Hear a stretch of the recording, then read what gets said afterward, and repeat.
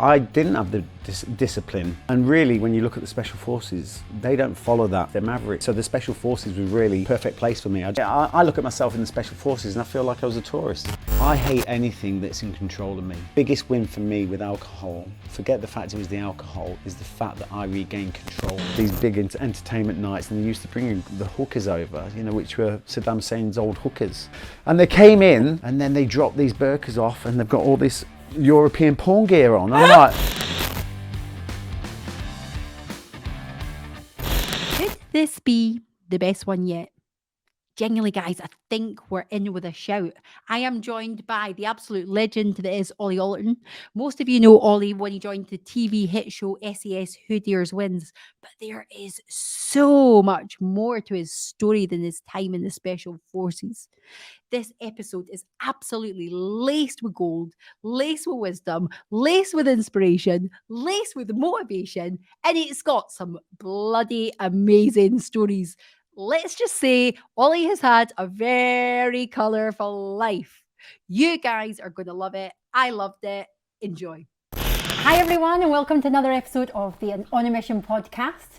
For those of you who are watching this on screen, you will see that we are live in Shrewsbury at Breakpoint HQ with the wonderful Ollie Ollerton. So thank you for having us, Ollie. that's a pleasure. Welcome here. Oh, it's been amazing. The hospitality's been great. We've just had a spot of lunch and now we're ready to roll, aren't we? Great start, as you mean to go on. Right, we've already been on a few little rabbit holes, so this one's going to go all over the place and it's going to be packed with value, guys. But the name of Ollie's company is Breakpoint, and it's not without very good reason. So perhaps that's a good place to start, Ollie. What does Breakpoint actually mean? And perhaps you could talk us through your first ever Breakpoint back at age 10 years old. Here we go. Straight in. Yeah. Straight in.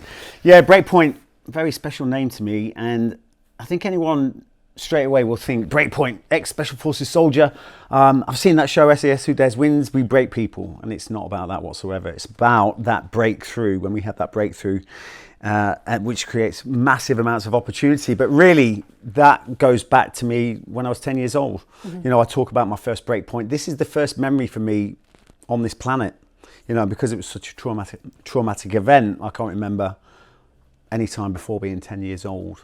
So, and I tell this story a lot. Sometimes I think, oh, do I tell this story too much? But the reason I tell this story, because this defined me so dramatically, and the fact of childhood trauma is probably the worst trauma you can have. Yeah. You know what I mean? It's the most impactful.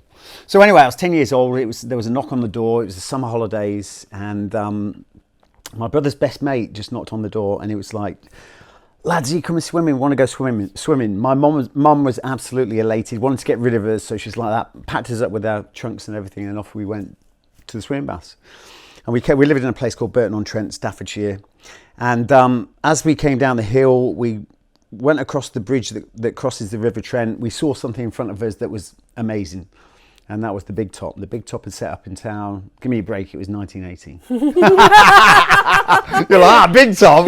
Wow, what a crazy guy. But there it was. They were like, wow, you know, I think it was Chipperfield Circus actually, and they'd turned up in town, and very quickly the swimming went out of our minds, and it was just get to the circus. You know, we got down there, we went to the first person we saw, said, look, can we have a look around? The guy was like, yeah, lads, help yourself. You can go and have a look around. It was 1980. You could actually look around a circus with wild animals roaming freely without any issues. You know, there was no health and safety or anything.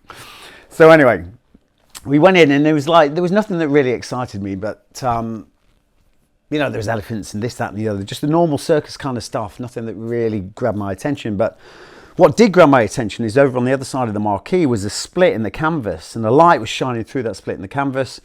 And I was just drawn to it. I don't know why I was just drawn to it. I was annoyingly inquisitive as a kid. And before I knew it, I was over by the split in the canvas door, pulled it to one side. The sun hit me straight in the eyes, blurred my vision, but straight away I saw something in front of me that was just even better than the Big Top, and that was the baby chimp. This baby chimp was sat there in this open expanse. It was closed in because of the trucks and everything, and some tents and other stuff, but there it sat in this open expanse, this little green pasture, beautiful blue sky, and I was like, whoa, oh my God, this is amazing. It was like, that for me was like a little piece of Hollywood. You know what I mean? I'd actually watched Tarzan that day, and I loved that Tarzan series. I used to watch it every day of the summer holidays. So that was Cheetah. That was like a female seeing Tom Hardy naked. There was nothing sexual, but you know what I mean? I saw this, I was like, oh my God, this is amazing. I was brought up with cats and dogs, but there I sit in front of me, this little baby chimp, and I'm like, this is unreal. So I made my way cautiously. Before I know it, I was over the chimp. I wasn't much taller, I was only 10. And then this little chimp looks up at me with these big, beautiful brown eyes. And it sounds weird, but we connected. It was like this moment of this connection. And then the chimp looked down to the floor and it started picking food up off the floor, passing me the food. And I thought, I'm not eating that, it's disgusting. But I wasn't going to break the serenity of that moment. So I was taking the food and I was just sliding it down my cheek, throwing it over my shoulder, and I was just going through the motions. It was brilliant. I was this like baby David Attenborough with this chimp. And it was like time stood still. It was just unbelievable. You know, it was probably going on for a minute or so, not even that. But it just seemed like nothing else mattered. It was so serene. That moment was just priceless. But then that was broken like a fighter jet cutting through the skies. I heard a roar that I still remember to this day, which immediately caught my attention. And in the shadows behind, under a trailer, something was moving. And that movement became very clearly what was Mummy or Daddy, which was obviously saw me as a threat. So this Mummy or Daddy was about 50 kilograms. I didn't get a chance to weigh it, but it was big. But it was making its way to me in Mach 10. And I'm like, my feet are just frozen to the floor. I couldn't move, you know, and it's like, at that point, I realized you need to move. This thing pounced through the air over the baby chimp. The blue sky turned to black and it pinned me to the floor, landed on my chest. And then it just went mental. You know, the first fist came down, it knocked everything out of me. I had nothing left. I can remember that first punch. And then it was just one after the other, smashing me as hard as possible. And it was like a drummer in a rock band. And I was the drum. And then it started to bite me. I can remember flesh being torn off my arm and stuff. And I can remember seeing blood flying around everywhere. It's not like I'm sitting there thinking, what shall I do next? You know, it's like it was all instinctive. But one thing I did realise in that moment, that I couldn't just lay there. I couldn't lay there and just do nothing and allow that situation to happen. Otherwise, I was going to die. My life flashed in front of me. I was 10, so it was like very quick. And at that moment, I just managed to move my body enough, which I managed to get my knee up to my chest, and I smashed out as hard as possible, kicked the chimp in its chest. It knocked it to the floor. That gave me a few seconds for my escape. And I was scurrying across the ground, you know, sort of backwards, like an upside down bloody spider.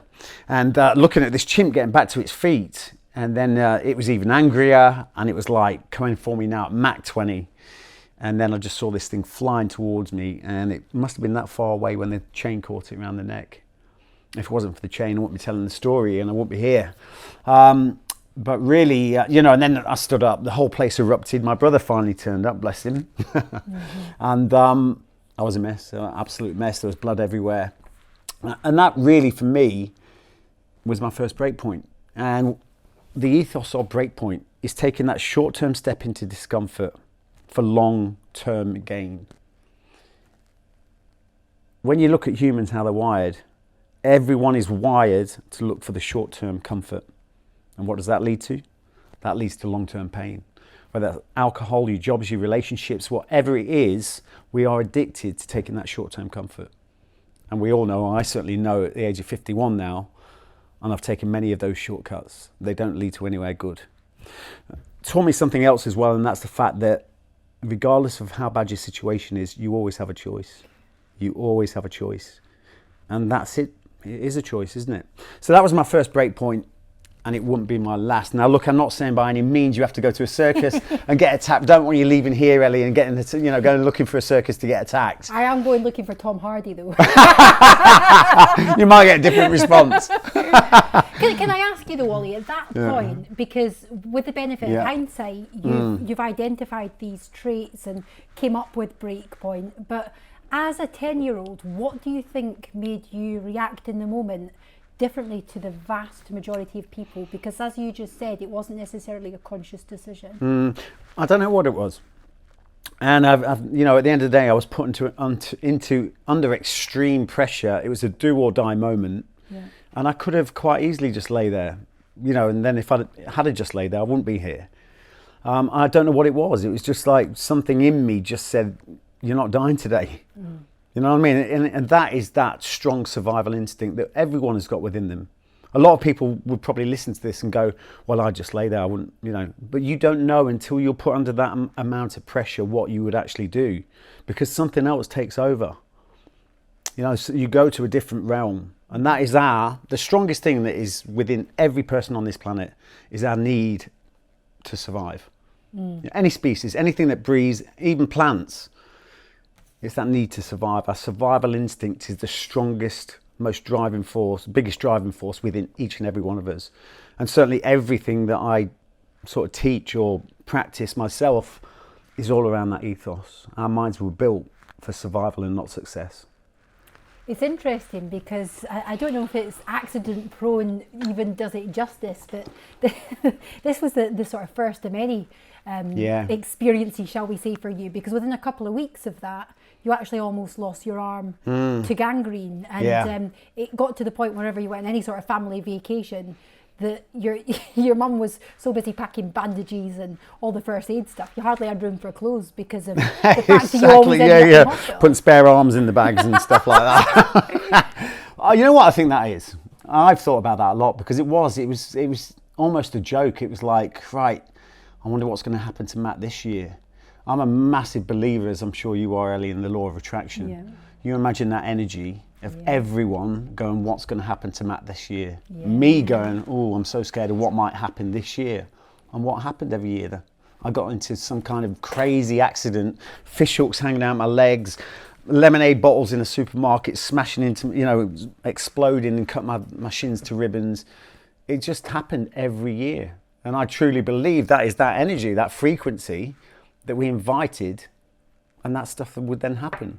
You know, I truly believe in that. A lot of people would say, oh, that's a bit voodoo, but no, I know for a fact that's probably why it happened every year. Yeah, because we thought it was going to happen. We thought it was going to happen, where focus goes, energy flows. Yeah. But from age 10, you've had this really profound experience. And what kind of led on from that was, there's no professional way to put it. You were a little shit, basically, weren't you? When I say a little shit, I was a little shit, but you were a next level. Yeah, I was next level little shit. Son off shotgun level. Yeah. The mad thing is about that, because I was a little shit times 100, and you know, I actually didn't know I was doing anything wrong. It's crazy when you think. You imagine now. You know, I had a sawn-off shotgun, which I acquired from someone's house. Got it home to my house, you know, and I thought, wow, you know, I wasn't that big. I was only 13, and I thought, wow, this is too big for me to carry around. And I just got it in the vise in the shed and just chopped the barrel off. So I've made it really convenient, you know, a very different size. And I just went round, you know, I think I'd watched Rambo at some point as well, which didn't help matters.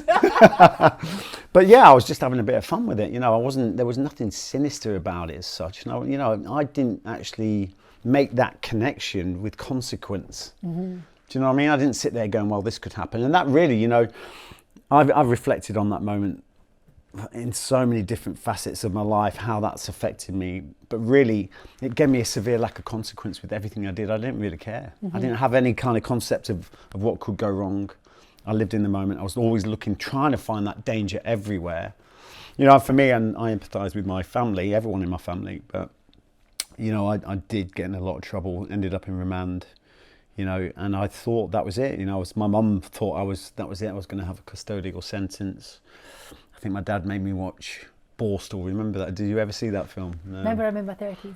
Oh, right, yeah, of course, yeah. I was in black and white. It wasn't in black and white. But yeah, it was like quite a, you know, at that moment, it was tense. It was tense, but I needed that stop. I needed someone to, you know, I needed that something to change in my life. You know, I had this amount of energy, and it was just directed in the wrong way. You know, and at that point when I just avoided that custodial sentence, I don't know how that happened, but it did. And that's when my mum actually, you know, her life was broken. You know, she was battered and bruised emotionally, financially.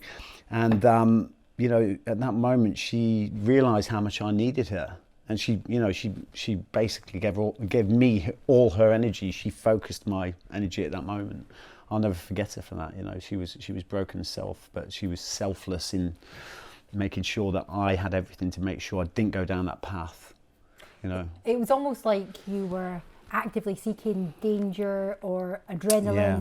And from age 14, it's really interesting because you talk a lot about some of the more negative things that came off the back of the chimp attack, which ultimately have led to a lot of self-awareness and have built who you are today. But you also had a determination and a resilience that perhaps you may not have had that incident not happened. And what I find really interesting, or one of the things I find interesting about your story, is the fact that from age 14, you were very clear on what you wanted to do. Yeah. You knew that you didn't, you know, it was like trying to put a square peg into a round hole, trying to put you into the mainstream education system. That wasn't for people like you, which probably just amplified the fact that you were very anti-establishment, which in a way makes it a strange choice to go into the army, but you know, in particular the special forces. But actually in another way it seems like a very obvious path for you as well.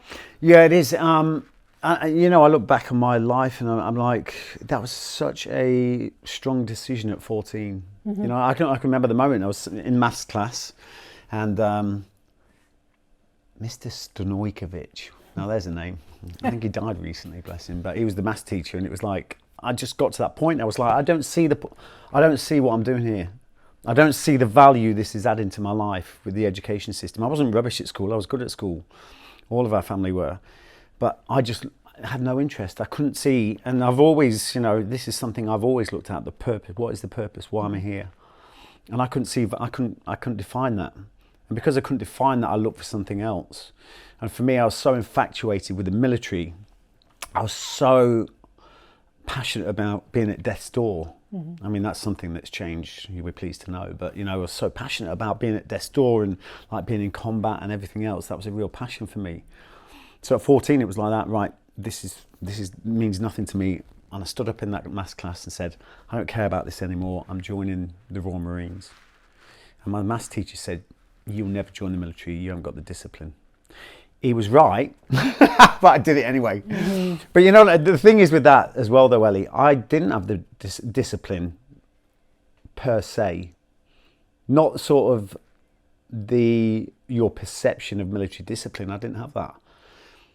And really, when you look at the Special Forces, they don't follow that standard hierarchy, you know, that sort of Green Army discipline. You know, they're rogues.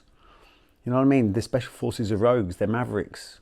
You know what I mean? So the Special Forces was really perfect place for me. I just had to cross a bridge to get to it, you know, through the Royal Marines. But yeah, I mean, I was so focused on that then nothing else mattered. You know, I rarely went to school. Well, I did, and then I used to, because my voice hadn't properly broken. It was funny. I used to phone my school up as my mum. Hello, it's not coming. It was obviously a bit different to that, and they were like, "Oh, is it Mrs. Ollerton again?" And I was like, "Yes." And I was like, yes, Matthew's really ill again this week. It was like... Just can't shake And it. you know what? I'd actually learned, this is funny, I don't know why I ended up doing this. I think it's because my auntie, because she was very artistic. But I learned calligraphy. Really? Yeah, I learned calligraphy. And I had this beautiful handwriting. And this was in the days, it was, you know, it wasn't computers and telephones or anything. It was letters. So I used to send long letters into the school for my parents. You know, and it was like, this is obviously from his parents. Look at how neat that, lovely handwriting. It worked a treat. So I rarely sort of, and at that time as well, 13, 14, my father left home by then, which really sort of released me. You know, my father was quite a strict, I don't like knock him for that. Probably sometimes I felt like an employee as opposed to a son at times, but I do, you know, a lot of the discipline that he instilled me, it's, you know, a lot of the discipline I've got today, people assume it's from the military, and it's not. I join with that, you know, so. But yeah, that was my path then into the Royal Marines. It's interesting though, isn't it? Because you talk in your book about how you looked at this brochure. And there was a gorgeous guy sat on the beach with his girlfriend, looking like the man, and you just wanted a piece of that. You're a ladies' man. You were looking for all the sort of trappings and the bragging rights that go with being in the military. And signed up at 18, but then 19, you're over in Northern Ireland. Yeah, the reality. And you're literally seeing helmets rolling up and looking a bit closer and seeing that there's heads attached. And that wasn't in the brochure. No, and that tour for me was like a big wake-up call. You know, it's like that brochure makes me laugh now. It was exactly that, you know. The guy's actually on a windsurf, his beautiful blonde girlfriend's on the beach, and I'm like, what, I'll have a piece of that. And then so there's a guy in his full blues, you know, like very much officer and gentleman, and I'm like, whoa, the chicks will love that. You know, my grandfather was in the military, so there was a connection there anyway. But really, when I look at that, that's really interesting for me as well, because a lot of that I was doing for everyone else. I was doing it to please the audience. You know, I was doing it for the perception of how good it would look from everyone else looking in at me. You know what I mean? And that's how we're driven. We're driven like that as humans. We're driven by image. But really, it should be the feeling. You know what I mean? And when I actually got to the military, I realised it was a very different story. You know, reality and perception were so far apart. And it didn't help as well that, you know, as soon as I joined my unit after training, I got beat up, you know, my indoctrination, I got my nose smashed all over my face and I couldn't go away on my first sort of duties or exercise. That sort of disillusioned me as well. You know, so yeah, but I've realised, and, you know, I think about that all the time now, about how we compromise our feelings and our own well-being, our mental sort of health, just so that we can look good for everyone else. You know, ask yourself that question: am I doing this to please other people, or am I doing it because I see value in it, and it's, you know, because I'm attached to that, I'm attached to how it makes me feel. And the majority of people out there, you know, they're compromising so much up here just so they keep up with the Joneses, and, you know, they've got the family, they've got the house, they've got the, you know, whatever it is. But we're driven by that. We're driven when we're so invested in making sure everyone thinks we're the picture of happiness and success. There's a lot to unpack with that, 100%. And it's sort of removing that ego, and it's also having the self-awareness to recognise when we're not happy, because so many people, I would say the majority of people, settle for mediocrity. It's just accepted that they'll go to work, come home, moan about their job, live for the weekends, live for the holidays. And while that it's not meant to be a slight at those people, I think so many of us chase these goals, and we're going to get into some deep stuff around the inner work. But how many times, I know on a personal level, if I got to a goal, you know, you're climbing, you get to the top and you're like, that's a bit of an anticlimax. Yeah.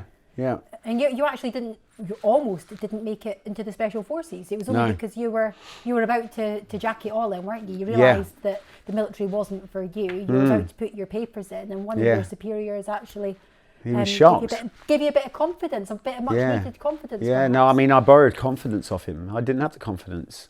You know, I think that for me as well was the fact, from 14 years old, I was like that, bang, Royal Marines, I'm going to do this, do that. And I've created this whole world around that. And then I got there, and it was almost like I was so wrong. So that what that did to me then is that really affected my confidence. It really affected my self-worth. You know, and that lack of confidence, you know, I had to borrow the confidence to actually do selection. It was like my officer, and this is, you know, the brain is a beautiful thing, but it can be an enemy, you know, it can be a blessing and a curse, and that's a choice. But for me, it was like that self-doubt. I thought my officer, you know, didn't see any value in me as a soldier, but he was the one, when I saw him randomly, you know, actually outside of work, that said to me, I can't believe that you're leaving. He says, I really thought, I know you had an interest in the Special Forces, but I really do think you've got what it takes. And I was like so shocked at that. And it was almost like I had a duty to that man. You know what I mean? It's almost like I did selection for him because of his strength and belief in me. I thought, how can I not do this? And it was that, you know, if it wasn't for those words, I'd have never joined the Special Forces, and I'd have never even tried to join the Special Forces. But, you know, it was like, I borrowed that confidence, went off on selection, and I can remember getting on the bus, or getting off the bus actually. It's, you know, you start this, well, it's 6 months, but really 9 months, your selection process. It's the hardest thing I'll ever choose to do, I've ever chosen to do. And I can remember getting off on the first day, off on the bus, you know, about to start what's known as the Penny Van, which is the highest peak in the Brecon Beacons. We just did this a couple of weeks ago as a business, and it's pretty horrendous. You know, and I looked at everyone around, and I was like, I felt like a boy in a man's world. You know, and I just thought, nah, self-doubt, lack of confidence, flew in there, get back on the bus. No, this isn't for you. And it was that little voice in my head that just went, Ollie, just do today. Breakpoint. Yeah, it was that breakpoint moment, just do today. You know, and that's the easy thing to do, which is what we're addicted to doing. Take the path of least resistance, get back on the bus. Yeah. You know, but I didn't. You know, I pushed through that point, and that day ended well for me. You know, it's like I came off the mountain, all these people I perceived as these super soldiers, I was passing on the way up, and that gave me milestones of growth. And that's such an important message for me, because I did that whole course pretty much like that, just do today. You know, because what happens when, you know, we should have goals that stretch us, but they should excite us but scare us at the same time. Nothing was ever great unless at some point you doubted your ability to achieve it. But the thing is, when the pressure's on, in the moment, it starts to dissolve. And at that moment, you have to take your eye off the goal, and you have to bring it back to 1 meter square and just focus on your immediate environment and keep moving forward. And that's the only way to deal with it. And that, for me, was, you know, at that point, just do today went down to just do the next second. Especially when it went into the final stage, which was the interrogation. Just do this second, 36 hours, just do the second, just do the second. You know, and that was, you know, that is a bit of a mantra for life. Just do today. So many people have the wrong idea about the special forces, don't they? It's a complete misconception. You think, obviously, alpha males typically, which is perhaps a little bit sexist, but that is what the vast majority of people think of. And you think of a certain type of person, but actually the reality, the traits that are truly required to be one of the most elite in the world, it is to almost disappear within the pack, isn't it? Yeah. Because there's like 350 down to 5, I think. Yeah, it's 5, from your course. Like, to get through it is absolutely phenomenal. The ones that succeed are not the ones that are at the front of the pack continually, are they, gobbing off? Yeah, no, exactly. And it's like I always said that on the TV show, on SAS Who Dares Wins and stuff, we're not looking for the strongest, we're not looking for the fittest, we're looking for the person that's given 100%. Because you're at the front of the pack doesn't mean you're giving 100%. You know what I mean? So it's really important as well. And also, you don't want those showboaters. You want the people that blend into the middle of the pack. They haven't got anything to prove. You know, you're not at the front trying everyone to see you because your ego's flaring up. You know, so it's those people, you know, if you were to go there, pretty much, and you were to, if someone came and said, right, it's 280, 300, whatever the number is, I didn't get to count and there was a lot. But if you went and said, right, which are the 5 out of this lot that are going to make it? I bet I wouldn't have got picked. You know, they'd have gone for someone that's like, you know, and the perception and reality are so very much different. I know that obviously you're a lot older and wiser now, but at age 23 is one of the youngest recruits for performing at such an elite level. How did you manage to keep your ego in check? Because at that age, with that amount of testosterone, with the track record you'd previously had, like, how did you manage to step up mentally without having the tools at that time that you have now? I think really selection does one thing very well, and that is removes ego. You don't have a choice in that. Okay. You know what I mean? So basically, you have to surrender yourself to that course. You have to surrender yourself to the DS, the instructors. And when the pressure's on, and this is why military people are so well bonded, you know, that it's like forged together, is the fact that when the pressure's on, when you're in a really dire circumstances, your ego is nowhere to be seen. Survival instinct kicks in again. The ego disappears because that's not important. When it comes to survival, the ego is not important. You think in a survival situation, you're going, oh, I hope I look okay. You know what I mean? You're just getting through, you're surviving through that moment. So really that's what selection does. And it has to, the people that can't control that and allow that to be removed, they don't make it on selection. You know what I mean? So really it's about surrendering to the course. Yeah. And giving up that right to be in control, to be, it's like you just have to surrender to it. Yeah. And also the fact that you very quickly realize that you're not going to do it on a lone survivor kind of mentality. You are a team. You know what I mean? The only way you're going to get through is the people that you're competing against. So there you are, 6 months in, and in true Ollie style, nothing is plain sailing with you. You've done the hard yards. Yeah. You've been through the jungle. You've been through your interrogation. Yeah. You've given blood, sweat, and tears. Literally 2 weeks off passing the full thing. What happened?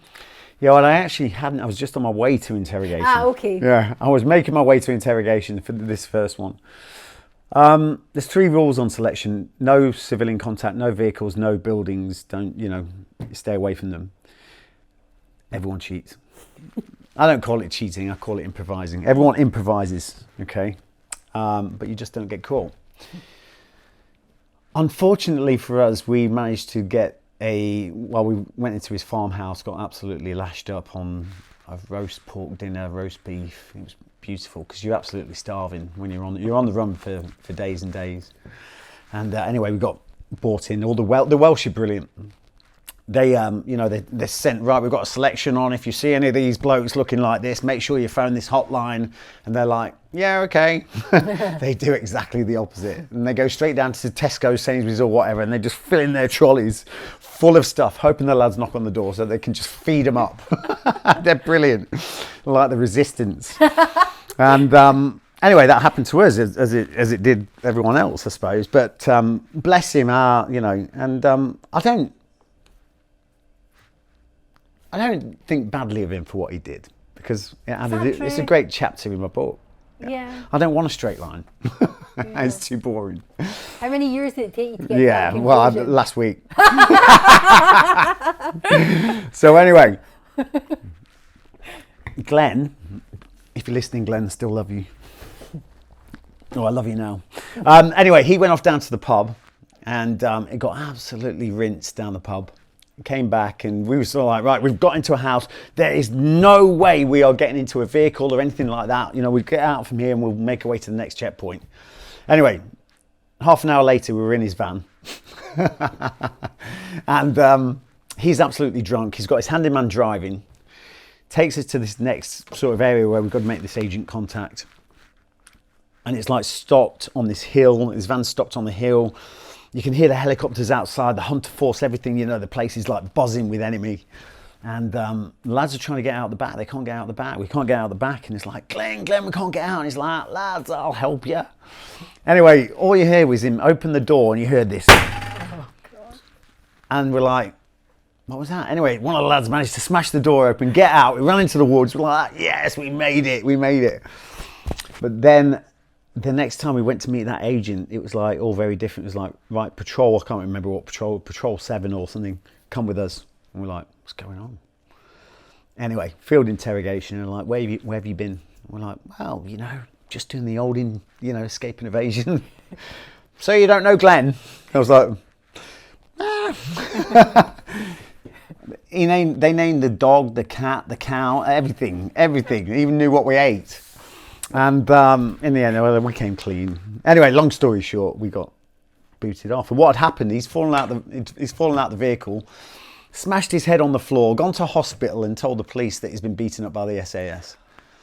And they've been brought in all the patrol pictures. We had the only black guy in our patrol. It's like, it was them lot.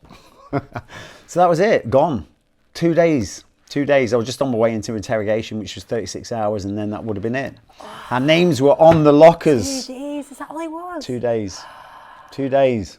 So coming from a mindset of I'm going to go outside and leave because I don't like the military, to I'll give it a go, and then getting through all of that and getting to the end, it was like, that was the hardest pill to swallow for me. I don't think I've swallowed many harder pills than that. The reality of that, and then struggling back with the motivation to then go, I'm going to give it a go. I'm going to go back again. The thing is that for me, it was unfinished business. And this is where my ego was a good thing. Because my ego saying, I can't leave it unfinished, was the one thing that got me back there. There were embers sort of still in that fire. And it was just a case of putting a bit of fresh kindling on. Before you know it, that fire was roaring again. And I went back there and did it again. Yeah. Did it again? Yeah, but again, I mean, it's funny because I know that you actually see the military. I mean, you left a long time ago now. Yeah. It's actually quite a small part of your story, but the SES selection is obviously infamous throughout the world, isn't it, for how difficult it is, and for you to do that a second time. And then I think it is worth mentioning, at the very start of your second intake, you massively injured yourself. Yeah. as well, My didn't ankle went over, pack on my back, tendons when they tried to take me off.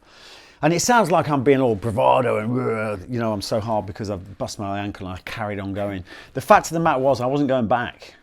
This was now or never for me. I was either going to fail or you know what I mean? I was never coming back. So for them saying to me, look, we'll give you a medical withdrawal, you come back on the next one. I was like, no, because mentally that would never happen. It was now or never. So I just threw everything at it and managed to get through that. But you know what? I laugh at this now.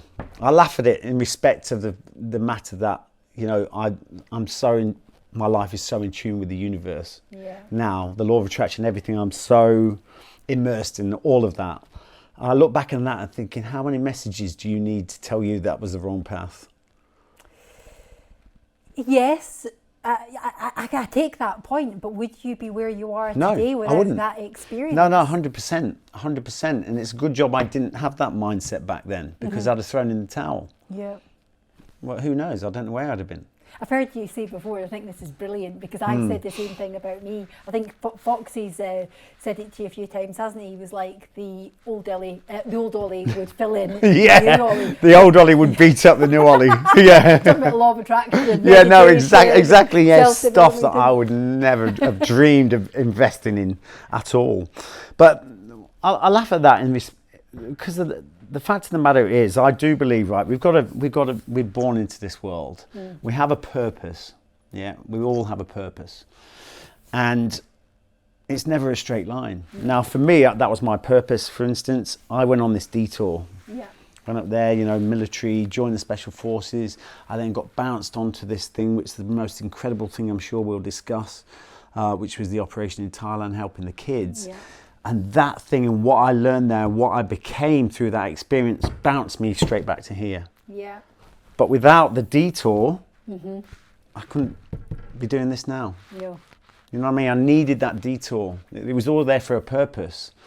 People look at me, I look at myself in the special forces and I feel like I was a tourist. I was never that fully invested in being there. As soon as I passed selection and got to my team, I was like, I want him back on selection. I love that competition.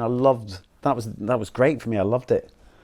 But you can already tell, though, even just in the short time we've been speaking today, that in the nicest possible way, you probably don't have the correct attributes, because you are someone who questions things. Yeah. And that's a very You've good hit the quality nail on the for head me. there, yeah. You need to know why you're doing something. Yeah. It's just interesting, though, that pretty much all of your life up until that point was sort of aimed at getting to being this elite person, especially the fact that you've been through this intense training on two separate occasions and all the trials and tribulations, and things that you've had to endure to get to that point. And then you get there and all of a sudden, I mean, I know you said it about the military, but then to experience it yet again with the SBS, or those SES, like the SBS, that actually this wasn't your purpose. This wasn't making you feel fulfilled. It was never really in line with who you truly were. And I appreciate, you weren't as operational as you'd like to have been. At that point, you were very much seeking more sort of adventure, which is the whole point of joining the Special Forces, let's be honest. But it was far more deeper than that, wasn't it? The thing is as well, right, I look at it like this. I was looking for this war. I was looking for this battle. I felt like I had to find where it was. Looking back now, or I realised not too long ago that the war wasn't out there. The war was within. I was looking for the wrong place. I was looking in the wrong place for it. And all this searching externally, it was inside that I had to deal with. And it wasn't until I was 43 until I realised that. And that's when I started, doing that work on myself and really started investing in myself, realised that everything for us is internal, not external. There's no external fix for happiness. There's no external fix for anything in life. It starts here. And that realisation for me, like I always say that the war that I was searching for, I had this desire to be part of. It was a war that I had to resolve within. But it took me a long time to realise that. A long time. And really when I talk, I know we're jumping ahead here, Ellie, but I've analysed that moment as well, because I was at my lowest ebb ever. I'd just come back from Southeast Asia. I was rescuing the kids from child prostitution, slavery. It's the most humbling thing I've ever done. It's almost like, for me, wow, the Special Forces didn't do it. The military didn't do it. I just stumbled over this thing that was just amazing. I'm going to be doing this for the rest of my life. All of a sudden, everything connected. It was like, wow, this is just unbelievable. I finally found it, 40 years old. And, unfortunately, that whole thing came crashing down. It caused an international incident. We had to escape out of Thailand. Before I knew it, I was back in Australia where I was living, and I was broken and licking my wounds. And it was at that point, I was at my lowest ebb. I started thinking about suicide and stuff, and just having these drifting thoughts about suicide. And I always say, look, I don't know if I'd have ever gone down that road. I never attempted it. But the fact I was there and thinking about it, I've already gone too far. You've got to do something about it. And it was at that point that I realised I couldn't blame the external world anymore. I couldn't blame any person, any situation, any scenario, my environment. The only person I could blame was myself. And that forced me to look within. And it's because of that being forced to look within, I then realised that's where the answers are hidden all along. And that, when you look at that, I'm like, that was an epiphany for me. And without that situation, I'd have probably gone through my whole life with that toothache, never having the extraction. And, so it was, I always look at these things, and my books are all about that, these situations that sound absolutely horrendous. But the value I've taken from those things, like the chimp attack, like everything, it's just like people have got to start understanding that when we have these experiences, the things that happen in our life, we've got to look at them and understand, start to analyse what's the message, what's the silver lining, what do we take from that experience? I love that, because up until that point, your purpose was almost solely attached to being in the Special Forces, and then you realise actually that's not who you are. You have a lot more to give.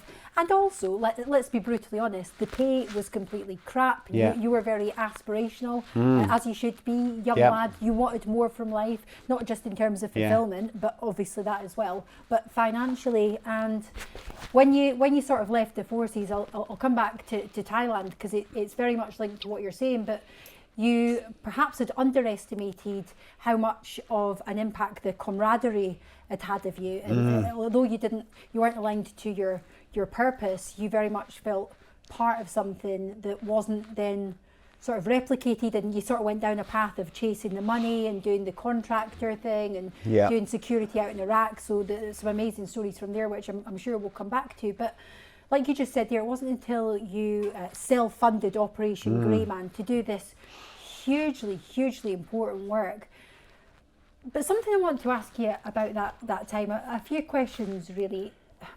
As a parent yourself, how were you able to compartmentalise what you were doing and not kind of take that home? And then something which is completely off-piste as well, because for the first time in your life, you're genuinely feeling connection with your purpose. Yeah. But you talk very openly in your book about your sort of toxic relationship with alcohol. And I'm very interested in this, going through a very sort of similar journey myself. Even though you had found and identified your purpose and you were very much still drinking to excess at that point. It wasn't just a linear process, wasn't it? No. Find your purpose, all your shit gets sorted out. It's like the beginning of the work almost, isn't it? Yeah, no, 100%. And I do get a lot of people that contact me with drinking issues. Okay, it's the same. You'll understand where I'm going with this. They contact me with big, saying I've got an issue with drinking. I really want to stop. And I'd say to them straight away, you have just made the biggest step. And that is the awareness that that is an issue. You know what I mean? Because when you identify the weakness, the issue, you can do something about it. If you never identify the weakness, it's like having a robber inside your house that's locked on the inside that's robbing from you constantly, and you never expose them. So really for me, that was that then. You know, I'd done the most powerful thing I'd done is realize, become aware of how negatively it was affecting my life. And, you know, I talk a lot about drinking, but people think, God, he must have been smashing. I was. You know, I enjoyed partying. I loved it. You know what I mean? I thought I was put on this earth to party. I thought, I just had to choose a half-decent job that would fund my party life. You know, I managed to get the Special Forces, which was quite cool. But, you know, that's really for me, you know, it's like I then got to the point where I started to reflect and think, how is this, you know, how is this affecting my productivity, my creativity? What is the purpose? And I couldn't understand what the purpose was anymore. Now I got to the point as well that I no longer needed to rent a personality. You know, which everyone, you know, drinking that does, doesn't it? You need to drink to create the person that you're not when you're not drinking. Yeah. You know what I mean? You rent a personality. So really for me, it was just starting to question, it's going back to that, what you said before, Ellie. You know, when I was in the military, I used to always question, why are we doing that? Shut up, Ollerton, you know, just do it. I was like, well, why? You know what I mean? I was annoying in that respect, but I've always asked that question, why? You know, if I can't work it out in my head, then why should I do it? And while we're on that topic, why do people do half the things they're told to do by their governments, by the media, when it doesn't make any sense? I just don't get it, you know. It just drives me. That's not very trusting, Ollie. No, you're right, because I'm in control of me. Yeah. I steer my ship. You know what I mean? And I think that's so important. I do that from an educated position of seeking the intelligence before I do stuff. You know, if someone tells me to do something, I want to know why I would be doing it, not just. You know, I just think in this day and age, there's a lot of people. Not only do they. You know, you used to get that thing at school. If he told you to jump off a cliff, would you do it? I hope they don't ask that anymore, because I reckon everyone, you know what I mean? You'd be like flipping the Pied Piper. There's so much I didn't mean to get back from the edge. Jesus Christ, I just can't believe how people are so fooled. But anyway, I'm digressing. Where were we? We're back on the drinking thing. You back yet? Yeah, so I mean, for me, it was just, I started to question that. What's the purpose in my life? You know, I came up with that thing in my book, Battle Ready, the purpose pyramid. You know, you can put anything inside the purpose pyramid, but for me, it's the 3 questions about anything that is consuming a good portion of your life. Do you enjoy it? Does it add growth? That can be financially or spiritually, or mentally, whatever you want to call it. And does it help others? Now, if you can't tick one of those, why is it consuming time in your life? But most people do enjoy drinking. Short term. Short term. I enjoy drinking short term, but really I look at things from a long term view. Yeah. You know what I mean? For me, it was 8 hours of fun for like, well, I'd probably drink the next day and the next day, you know, if it was a weekend. So, but then that would lead into, you know, like 3 days, I'd lose 3 days through not being on my, you know, not performing to my best, not being creative, not being productive, not having that clarity of mind. So really, in the long term, do I enjoy it? No. And that falls into short-term comfort, long-term pain. I look at everything that way now. It's short-term discomfort for long-term gain. You know, it has to be that way. So no, I don't enjoy it. It certainly didn't add growth. And did it help others? Nah. But yet it still took you from that point quite a few years to make the sort of final decision to kind of own that. And I think that's quite important to say, because a lot of people, myself included, we're guilty of beating ourselves up because we're self-aware enough to identify some of these flaws. But, you know, it can be difficult going from 0 to 100 when you've got 1,000,001 things that you're trying to fix with not fix with yourself. We don't need fixing, enhance. Yeah. But I don't know, you won't know this, but there was the reason I say that is because I knew I should stop drinking a good couple of years before I did. I wasn't an alcoholic by any stretch. Alcohol wasn't a problem, but alcohol certainly was not helping Yeah. the problems at all. It was detracting from my mental health, my energy, Yeah. all the things that you know about all too well. And it was sort of 2019, one of my coaches told me that he was doing 2020, 1 year no beer, no alcohol for the full year. Yeah. And as he's telling me that, I'm looking at my husband and he's looking at me and we're thinking that we should absolutely do that. But we weren't ready to do it. Yeah. And it kind of got parked, but it was there gnawing at me in the back of my head. You Yeah. know, maybe not every time I had a glass of wine, but I was very aware that we were drinking more than we should have done in order to achieve what we wanted to achieve. And then lockdown happened and it was really sunny. Yeah. And I was that classic person. So I was into self-development by this point. We're doing very well on the property front as business people. Yeah. Getting into, I wasn't into breathwork at that point, but we got into meditation. We did some TM meditation courses before before the lockdown had happened. Getting more into our nutrition, having our shake every morning. We're doing the HIIT workout, bit of Joe Wicks every morning. Kids were nowhere to be seen. My husband and I did every single PE. Really? we used to make it You're at a bit school, harder. yeah, Well, yeah. we loved it. Did you dress up? Sometimes. We're editing that out. Oh, yeah. Let's not go there.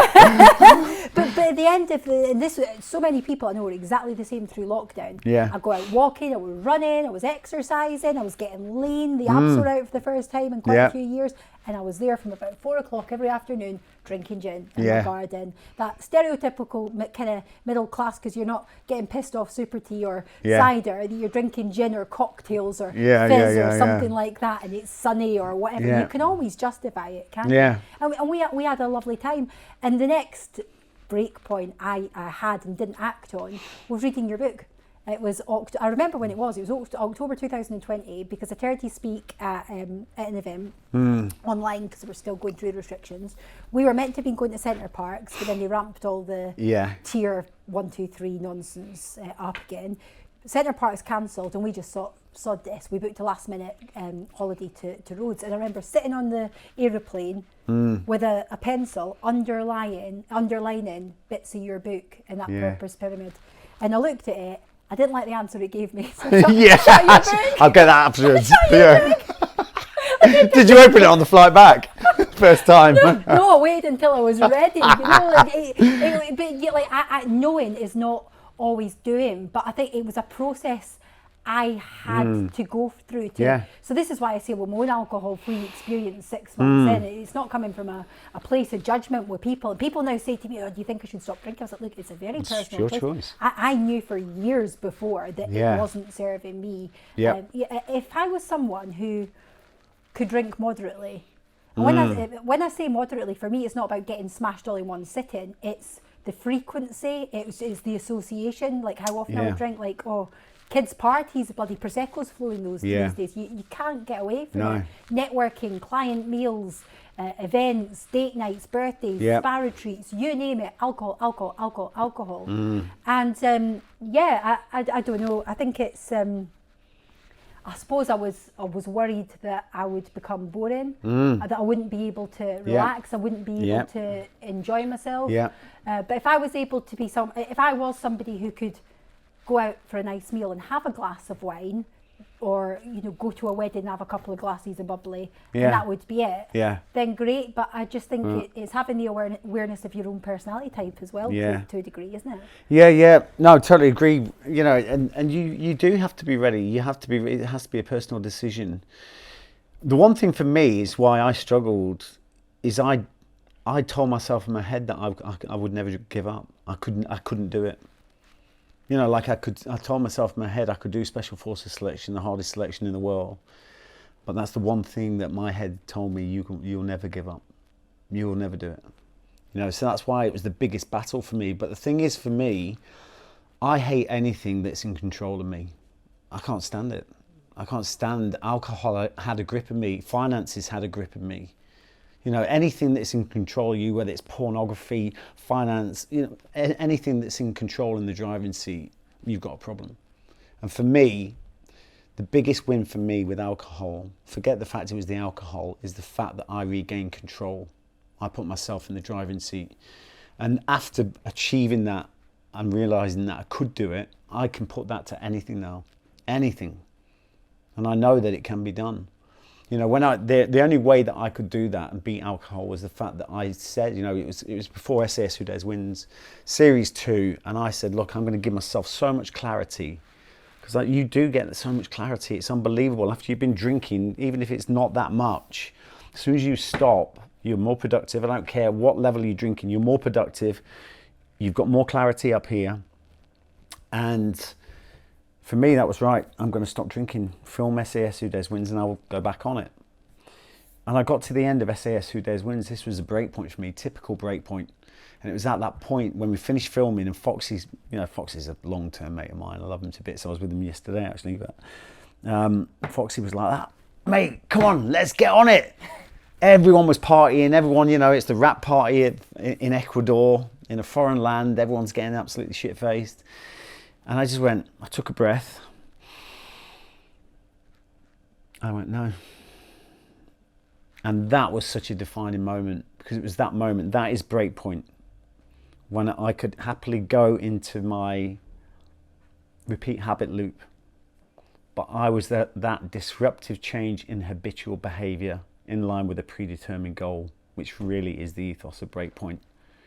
I was prepared to step into that discomfort of not being part of that party, because I didn't want to disrupt this. And I got so much clarity, and I developed so much as a person. I thought, why would I go back to that? And it was hard, you know, it was like I missed the party, came back home, and it was that, I can just remember Friday night, and I'm like that. What do I do? My life's falling apart. My life's ended. You know, I just, you know, getting texts from friends and stuff like that coming out. Where are you? I was like, no, just go through this short-term discomfort. And it only took a couple of weeks. Before you know it, I started to fill the gaps with stuff that I would never normally do. I was starting to build a business. On a Friday night, I was sat in doing a proposal, building the template of what we would offer the business. I would never have been doing that. And before I knew it, it was a short, you know, not a long time further down the track when I went, how did I get time to drink? Yeah. You know what I mean? Once you start filling those gaps with more things of value, you know, you then start to realize how much of a control drink had over your life. Your whole life is structured around it. How are you going to get somewhere? Who's going to drink? Who's driving? Everything. It creates so much pressure. So much pressure. And one thing, I love this, right? I've got so much discipline in my life, and I had no idea there was so much freedom in discipline. Yeah. People think it's the other way. It's not. There is so much freedom in discipline. It's just unbelievable, you know. But people never venture down that path because, you know, that fear of thinking, you know, I won't have any friends. I won't have, you know, if you lose friends because you don't drink anymore, they're not really your friends. You know, I heard something the other week which is really amazing, and it's probably been I might have heard it before, but I heard it last week and it meant more to me than ever hearing it before. And that's, you know, if you're on your deathbed, who would be there? They're your friends. Yeah. So stop trying to impress anyone that's not around that bed. Yeah. But yet so many of us self-sabotage. Yeah. And it's been so interesting hearing your own story and the fact that you've gained so much more than you've lost through giving up alcohol, which has been similar to my experience within a shorter time frame. But something that you really started to tap into was the self-development side more and more. Even prior to that, you sort of embraced meditation, I think, from like 2014. Yeah. And subconsciously, you'd been visualizing your entire life. Yeah. There is one particular story, well, there's two, but the infamous story of you driving back from road to Jordan. Yeah, on the road to Baghdad with the ABC team. Was it ABC? ABC. Yeah, the ABC team. Yeah. This was the story in itself is amazing, but it's next level. I mean, that for me is like, you know, that's when I started to think, you know, we're part of something so much bigger. But you know, and this is a long story, so I'm going to kind of cut it down. But you know, the fact of that attack was like, you know, we were about to lose that contract because the situation in Baghdad, you know, the Americans had liberated or invaded. I don't think they don't know the difference between the two, do they? I just can't think why you're not suited to the forces. I know, it's crazy, isn't it? you know, so there was all the threat had gone down. The mainstream media was promoting the fact that there was no more threat. The Americans had saved the day. Team America, everyone, because we were we cost a lot of money. They want to downsize because our value is only appreciated when we're tested. So as soon as they can offload us, they will do. I'd left everything to go over there, as a number of the other lads had, you know, and started for the first time in my life to earn the money that I thought I was, well, that was decent money. You know what I mean? It was, for the first time in my life, I was earning decent money. I was like, wow, this is, you know, which is another thing in itself, because I actually call that fool's gold, because I'd never go back to the environment for any kind of money. But the fact of the matter is, we were out there, we created something. I was starting to get loads of money into my bank account, and it was unbelievable. So I did not want that to end. You know what I mean? It was like I did not want that to end. Anyway, I was sent to pick up the new ABC bureau chief and his team. I knew his top line job coming in was to offload us. And I was thinking, not only was the fact that he was making a big mistake, because the threat hadn't gone down. As we know now, looking back, it was the calm before the storm. So, you know, I wanted to go and look at that bloke in the eyes and say to him, you're making a big mistake. I wanted to keep the cash, obviously. But the fact of the matter is, if we offloaded the team, there was going to be consequences. You know, lives are at risk. And I put myself up for that job. I was the team leader because I thought I was the only person to be able to do that. And I'm thinking, what are those words? What are those words? I was 14 hours driving in the car the next day with my number 2. I was thinking, what are those words? Please? That's not going to cut it, is it? You know, I just couldn't figure out what the words, especially when there's money involved. They just think, oh, he's, you know. So what are the words? And I just got lost in that. I'm creative. I know that now because I've done all kinds of tests in neuroscience, but I am extremely creative. And I lose myself in my dreams. I advise it to anyone. It's, you know, it's fundamental to what we achieve in life. But for me, I was sat there in the car and I was just thinking of all the things that could happen. Actions speak louder than words. No truer phrase than that. And I started to think about that attack. You know, us going down the same highway, I was driving up thinking, we're going to come down here tomorrow, we're going to get attacked, there's going to be a massive gunfight, it's going to be amazing. I went into so much detail that I could smell the cordite from the bullets. I engaged all my senses, my touch, my sound, my hearing, everything. I lived in that moment like it was happening. You know, I had a long, long time to think, 14 hours sat in a car. Anyway, you know, I didn't expect anything from that. I was just lost in that dream. Anyway, the next day, that exact attack. I mean, I don't just mean something similar happened. Everything I visualized in my head happened at the location that I'd predicted. Everything. And when we were in that gunfight, the smell of the cordite, I was smelling it, and it was like deja vu on steroids. And you know, there's a massive gunfight. Well, I wouldn't say the same. In a short period of time, there was a lot of gunfire went down. And, you know, I could smell that cordite, and I raced away from that attack. You know, we were heavily outnumbered, outgunned by the militia. And we're driving away, and I'm spinning out. My head is spinning out. And I'm like, not only have we been into that, a very stressful situation, the windows that we'd shot out, shooting the rounds out, you know, we'd blasted them out. So we're traveling at 130 k's an hour. That's coming through the windows. Our ears are screaming from the rounds going off in a short confined space. But I just could not believe what had just happened. And I was just like in this world that I've never been in before. And I just thought, I can't believe this has just happened. Like everything that had just happened, it was like the second time it had happened for me. And then I went away from there, and you know, we went into the compound, and the doors open. There was champagne. I dreamed all that. You know, when I had the champagne, the bubbles, I'd felt the bubbles going down my throat in my visualization in my dream the day before. Got upstairs, and then they, you know, confirmed the contract for another 2 years, and it was like I said all this. So that for me was like, oh my God, I just sat there. That was a life-changing moment for me. But I started to understand the value in maybe there is something in this positive mindset, you know, this visualization. But then life got in the way. You know, I was in Baghdad, I was, you know, and you start to think, well, whatever, you know, we get too busy. I got lost in the drink again and everything else. Too busy drinking with Saddam's prostitutes. Exactly. Shall we edit that? No, exactly. That is a funny story in itself. But yeah, no, we were in Saddam's old villas. We even had his bloody cars. we managed to buy his cars and we were renting him out. We had our own armoured car rental service in Baghdad. It was just brilliant. But our Jordanian business partners used to, have these big entertainment nights, and they used to bring the hookers over, which were Saddam Hussein's old hookers. Used to come in the burqas with it, just the. And I was like, the first time I was looking after clients. They were for the clients, not for us. And I can remember seeing them coming in the door, and like that, the first time, I was like reaching for my weapons, and one of the lads just put his hands on mine and went, no. And they came in. And I'm like still on edge. I'm like, I've not been long in Baghdad. I'm making sure I know where my weapons are. And then they drop these burqas off and they've got all this European porn gear on. And I'm like, last time I was there, I was 18 in Operation Desert Storm as a little 19-year-old sprog. You know what I mean? Now I'm sat in Saddam Hussein's villa with his prostitutes. I'm like, this is mental. This is absolutely crazy. Was that on the vision board? No. It's not. That was a random.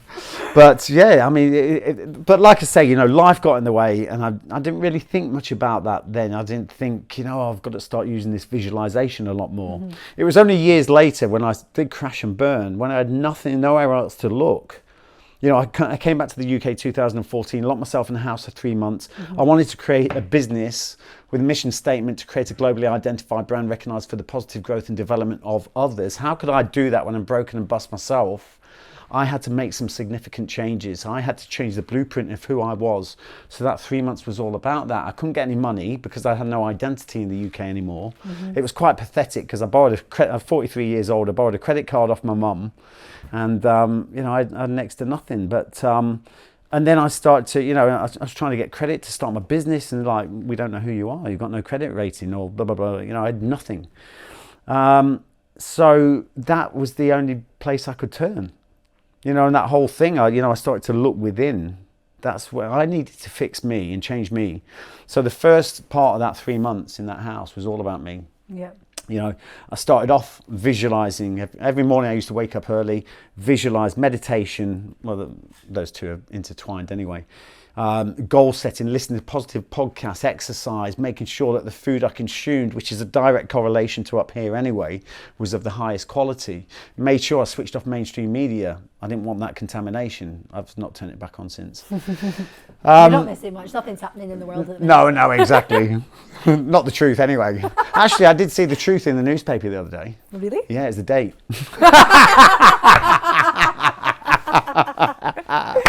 Boom. And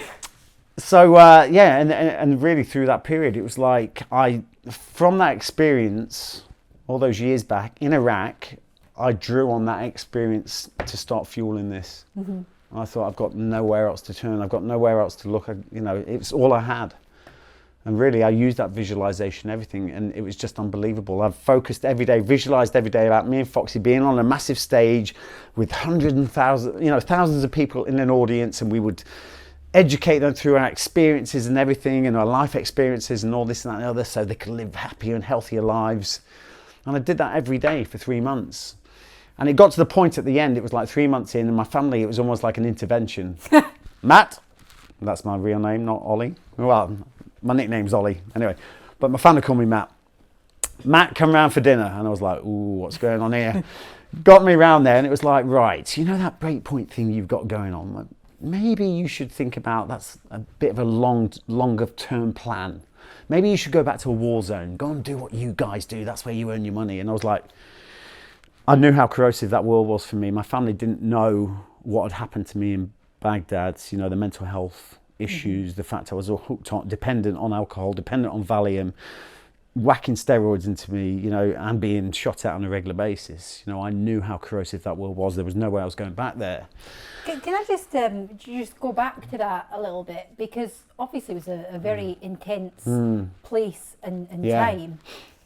But you did bring a lot of the drama on yourself, didn't you? Like when things were a bit quiet, you were told in no uncertain terms, this is a red zone, you stay in your compound, things are very volatile, anyone that's seen out will be executed.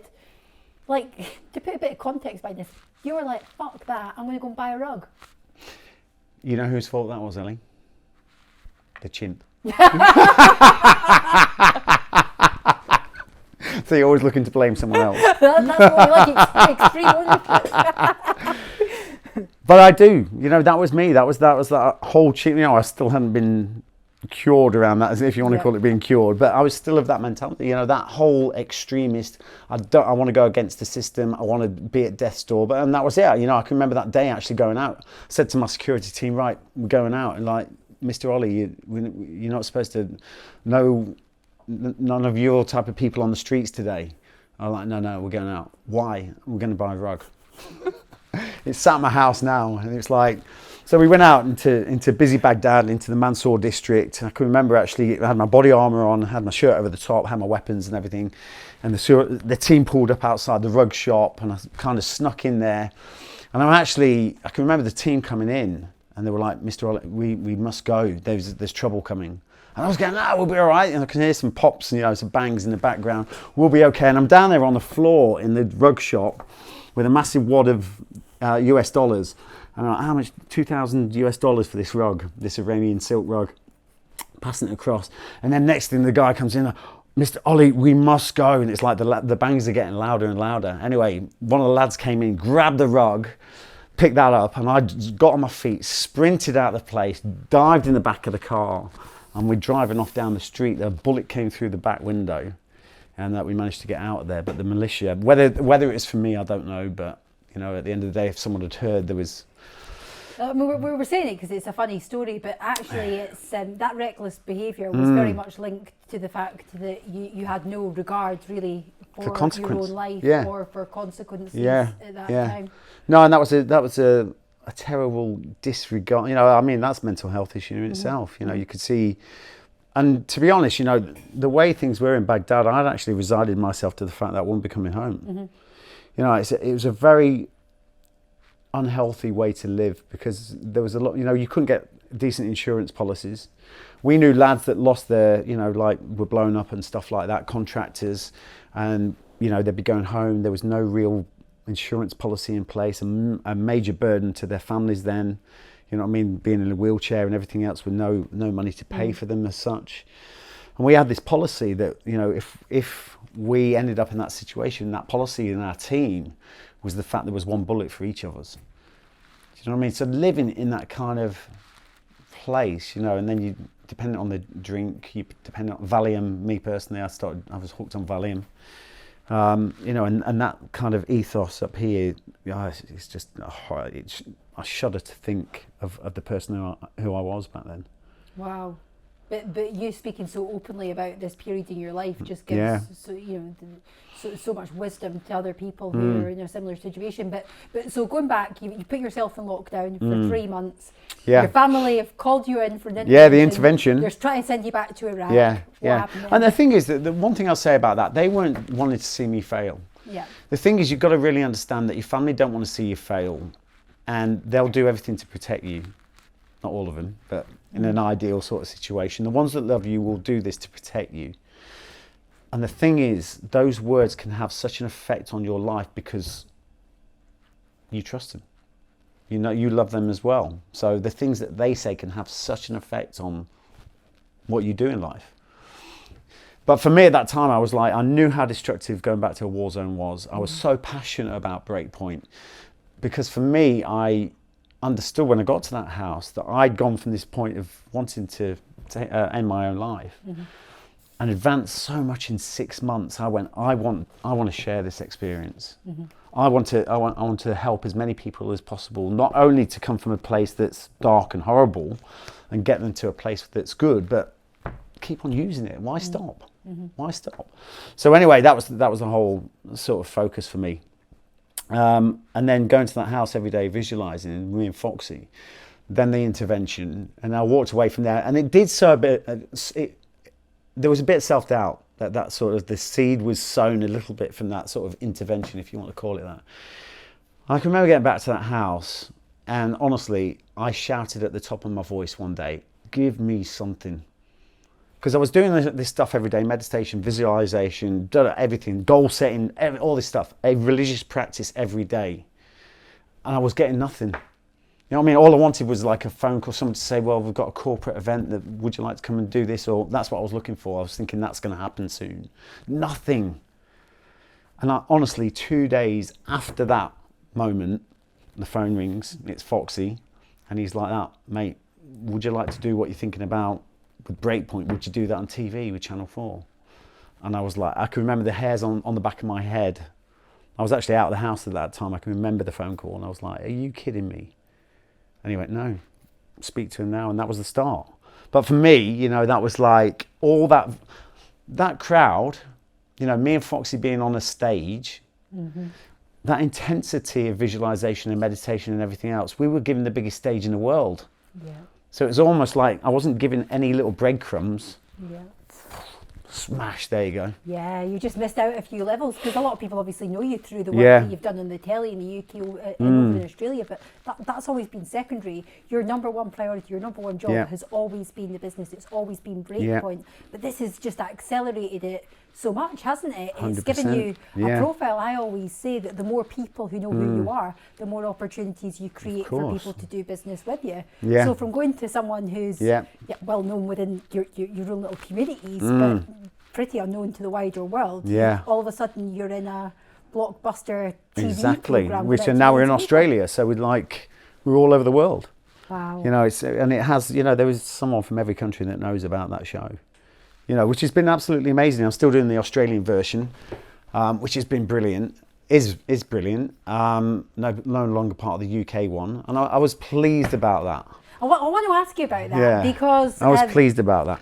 I think it was the most read article in the Sun at the time, Yeah, wasn't it? it was. When It you was got that so- call. yeah. And actually, I'm just going to go on record as saying the way that they treated you was actually atrocious. And although that call Yeah. came as a shock to you at the time, as is often the case, when we get redirected in life, Yeah. it's usually when we're tapping into to source, to our true self. It's Yeah. you can't bullshit the universe. I've heard you say that before. No. And actually, your response to that phone call, I think, pretty much summed it up. Yeah. You know what? I was stood there. Were you? Yeah, I was stood there when I took that phone call. I can remember it. And the thing is, as soon as I received that phone call, I can remember I'm still having the conversation on the phone, and I'm laughing to myself again. You got what you wish for, because I had my soul wasn't connected to it. You know what I mean? I wasn't passionate about it. I always look at it like a relationship. You can't fool the universe when it comes to a relationship. You know, someone that like is cheating on their partner and thinks, well, I can't, you know, whether there's kids involved, I don't know, but it's, you know, the discomfort of ending that is too severe. So they think, oh, I'll just carry on this way. You'll never fool it. At some point, you'll either go through a horrible, long-term breakup. You know what I mean? But you can't fool it. You can't fool it. And that was the same with the Channel 4 thing. I was starting to, you know, at the end of the day, that was the whole thing for me. My business is primary. And I was starting to see that every time I went away for 6 weeks or whatever it was, that my business would stop. So what happened in that time as well, just before that phone call, we then got the call to do Australia. So I was starting to think at that point, well, I've got SAS UK, then I've got SAS Australia. That's more time away. What is your purpose? You know, what is your drive in life? That's Breakpoint. I just couldn't see how it's going to work. So for me getting that call, it was almost like, and the fact that I used to go away and I used to be sat there thinking, a lot of times sat there waiting around for stuff to happen, all the time thinking what I could be doing business-wise right now. You know what I mean? It was like, it wasn't a great place for me, and I wasn't enjoying it. Well, you were getting less and less autonomy in the show as well. You're kind of battling with the producers a little bit. They wanted it a certain way. You were trying to sort of keep it authentic, and perhaps not as happy as you could have been with some of the editing. Yeah, no, exactly. I mean, that was exactly it. You know, we had a lot of poetic license from the start, and then that sort of drifted away, and they wanted more control, wanted to engineer it a bit more. So really for us, it was like, you know, one of the main conditions that we started that show under the pretense that we would make it absolutely authentic. You know what I mean? And that just started drifting away. Anyway, that's rebirth for us out in Australia, and it is that now. Yeah. It's a proper marriage between the production team and us. You know, we make compromises, they make compromises, and it makes a, you know, I know that's a cliche as well, but diamonds were created under immense pressure, weren't they? That is the diamond out there. Yeah. You know, it's amazing. And again, you know, it's a sideshow for me, but I'll make hay while the sun shines. And I do like the show. I do like the fact it inspires so many people. And seeing that gave me the sense of purpose for why I was doing it. You know, initially I was like, oh, well, it's going to be great for my business, and I can't understand what my purpose is in it really. It's not really my passion. But when I saw the first edit go out on UK TV and saw the narrative, how they were tapping into the psychology, I was like, wow, that gave me that massive sense of purpose, and I understood why I was doing it. I've only started watching it recently. Yeah. So I've read your books, I've listened to you talk, but I've never really watched the programme. So before I came here, I thought it's a good excuse to have a bit of a binge. And I watched this, I thought Celebrity One's easy place to start. Yeah. You know, if you'd have said to me, if I'd have never seen it and a TV producer came up to me and said, do you want to come and do this? I'd think, bit of boot camp, like, how hard can it be? Oh my God. Now, I appreciate compared to selection, it's very condensed. And as I've heard you say repeatedly, selection doesn't make you, you know, that's just one little part of it. The true training starts when you're on the job. But oh my goodness, like you really put these guys through their paces. And you know, you talk a lot about stripping the ego back. What a perfect example is that, because it doesn't matter. In fact, actually, you're putting it all on the line, aren't you? A lot of these guys that are out there, they've got millions of social media followers. Yeah. People believe that they know them. A lot of the time, it's a highlight reel that's presented on social media. But how many of us really face ourselves head on to get to know what we're truly made of? Because I like to think I'm made of tough stuff, but blooming heck. Yeah, but that shows, I mean, that's why I love the celebrity version, right? And the reason for that is because you can truly see that process happening, right? Before the celebrities go in, you have some kind of perception of what that person's like. The media creates a perception of what that person is like. They go into that show, and the ones that stick it through, the ones that can surrender and allow that ego to fall to one side, you actually see that process working. It's like Joey Essex that came on. A lot of perception about him, you know, a lot of opinions about him. He got on that. I've never had so many people say, I never knew that. I never knew he was like that. You know, on that show, you know, what happens for me, and that's why I see so much emotion on that show, is the fact that when you're put into that pressure situation, you can't define or you can't design the perfect outcome, which we all like to do, that makes us look good. Your thoughts, feelings, actions and reactions become organic. They become raw. And when was the last time they were raw? Kid. Yeah. When you were a child. Never have you had that level of rawness or that kind of organic, you know, character. So that's why it's so emotional. You are no longer a facade of someone you've created for the outside world. You are you. I felt sorry for the ones who, I thought you guys were really mean, the ones who were at interrogation, that had got to that point, but they were just not quite, what was she called? I felt really sorry for, is it Nikki, who was in Coronation Street? Yeah, Nikki Sanderson. She was great, she'd done so well. It just didn't quite click for her at that bit. But I was like, oh, come on. And we saw, I think, Tony Bellew, Joey Essex, a few of them, they just got... Yeah. And even worse than that, there was a few of them got through the interrogation on one of the seasons. And then they still didn't pass. I was like, oh. Can you imagine how... But that's true to life. There's your authenticity. There's your authenticity. The pram then. Oh, I know. But the thing is, you know, that's why you can't describe. You can't look at someone and say, right, he's physically fit, he's going to pass. Yeah. You can't, because you don't know what's going on inside this. Yeah. And that, you know, interrogation is a very uncomfortable, horrible place. I think I'd be all right with that, you know. Yeah. Well, all right, as in it would be the most horrendous thing I'd ever done in my entire life. Yeah, I can't support you. I can't confirm or deny for you, Ellie. Yeah, because until you're in that situation, we'll need to put it to the test. careful what you wish for. You're at breakpoint. Yeah, I deliberately wore my high heels today in case you got me. I know. Look at you. Look glamorous. Look at me in my shorts. I'm ready to go. I was like, I'm not going to tell you that I've got my gym kit in the car. There's absolutely no way. But yeah, no, I think it's you can't hide, and it's like you said, you can't hide from the universe. You can't hide from yourself, and I suppose this is the concept of breakpoint. Really, is you're putting people in that the short-term discomfort, like you say. But it's to get a true understanding of purpose, and something that I know really helped you to take that to the next level was a certain experience in Costa Rica, which I am very intrigued in with ayahuasca. And I think it's important to say as well, for anyone that's considering ayahuasca, you did this when you were already in a very good place mentally, didn't you? You didn't do this as something to fix you or to heal you or to sort of fill some sort of a void. Yeah, no.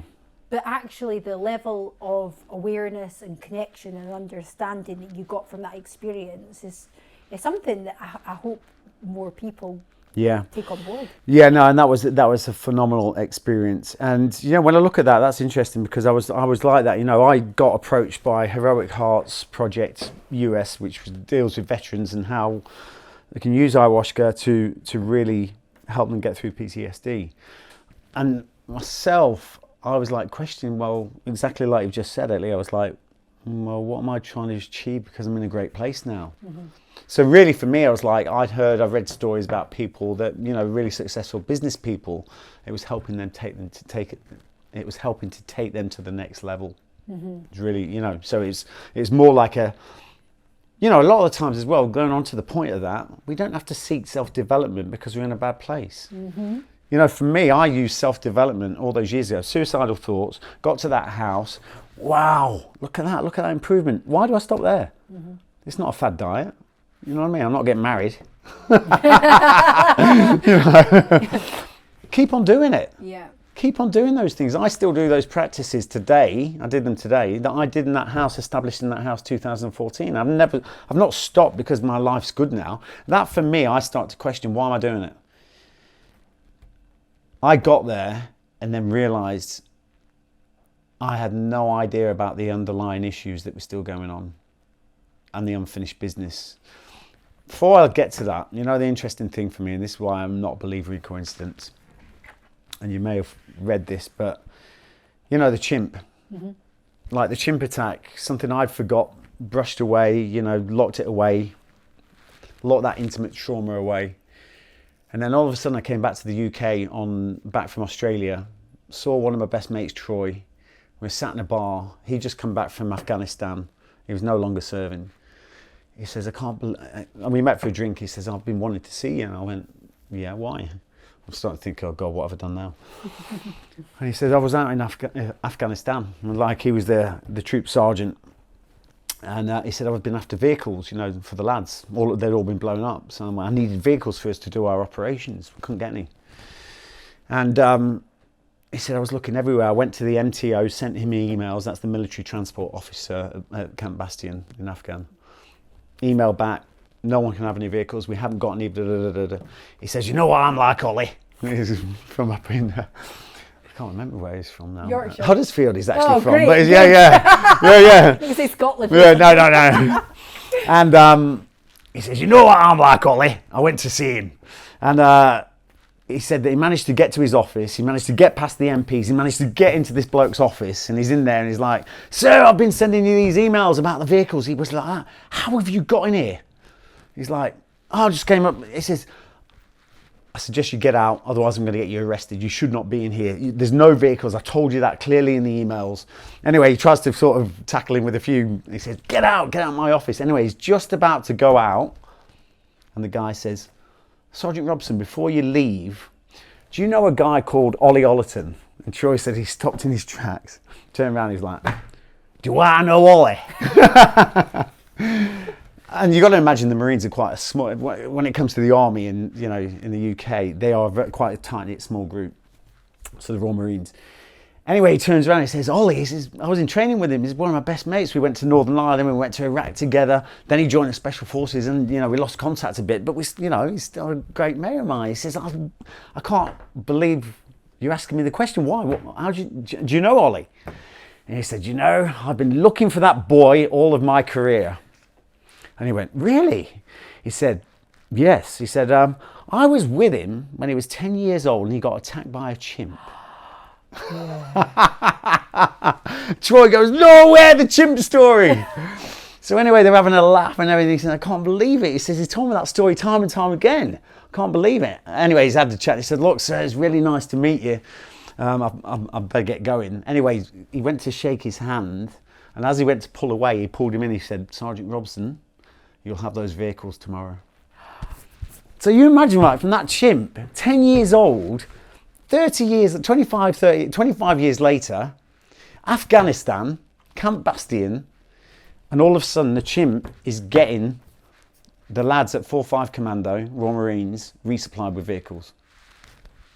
Now, that for me, at that point, before I did ayahuasca, was my reminder that there's unfinished business with the chimp. Yeah. That's what the message was to me, because as soon as I heard that, and although I was like, I cannot believe this is bizarre, but that to me made me start thinking a lot about the chimp. Did it? Yeah, made me start thinking loads about the chimp, and it was almost like to me a message saying you've got unfinished business. Shortly afterwards, the situation with the ayahuasca happened. You know, I got invited along to be a part of that, and again, you know, I was like struggling to find why I'm here really. Went to see the shaman before we went into the ceremony, and you know, it's like, what do you want to achieve from it? You know, you've got to say your intentions, and I was like, well. My thing was, I don't want to ever push that self-destruct button again. I knew that I wouldn't, but if something bad happened, maybe I would, I don't know. That's the only thing I could think of. And then I said to him, there's also this thing about a chimp, you know, whatever. And he said, what was that? I said, I got attacked as a kid anyway. He went, right, okay. Ayahuasca goes to where it's needed, not where you want it. Let's remember that. So anyway, first ceremony, went in there and it was like a very light dose, and I was like not really getting anything from it. I walked away from it going, For a seasoned pro like you. yeah, no, exactly, I needed up the dose. Come on. So anyway, I was like, yeah, I thought maybe it's something with me, maybe this is just going to be, and a lot of people go, yeah, that was really good.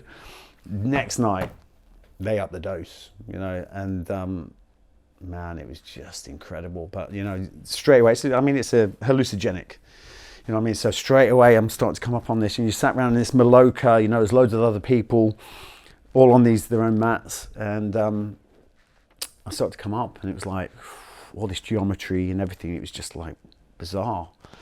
It was just like, wow, this is powerful, I don't know where I'm going, but I was led down these corridors. There's all different situations or different things in my life and different situations where I could have gone down. I was drawn to this one sort of door, and I went down into this door, and before I knew it, I was there at the circus. And I was that 10-year-old boy, and I was like, oh my God, no, not the circus, because I'm trying to avoid the thing that I know I need. Subconsciously, I know I need to deal with this.